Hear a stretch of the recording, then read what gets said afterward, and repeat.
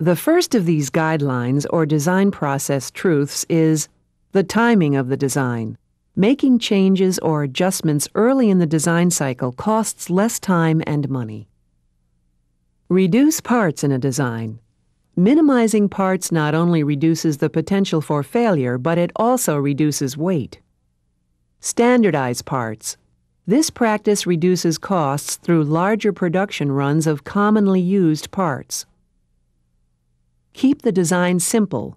Don't make it more complex just to make it look complex.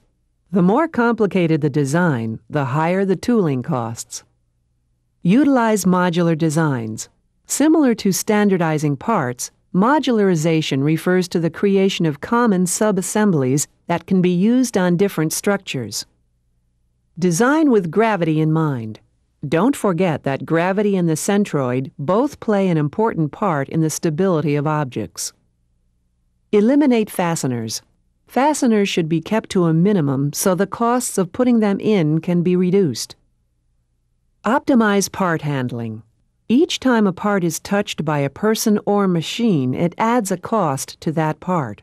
If parts can flow freely without bottlenecks, time is saved and production costs will decrease. Design for easy part mating. Indicate tolerances on the drawing. Tolerances provide the necessary allowances so parts can fit together without additional force or tweaking to the parts. Provide nesting features in the design. These design features help to show where components go.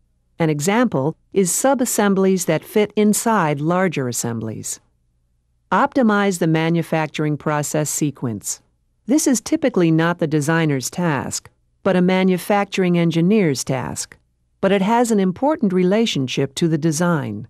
As a designer works on designing a part, he or she must have a mental picture of how that part will be created.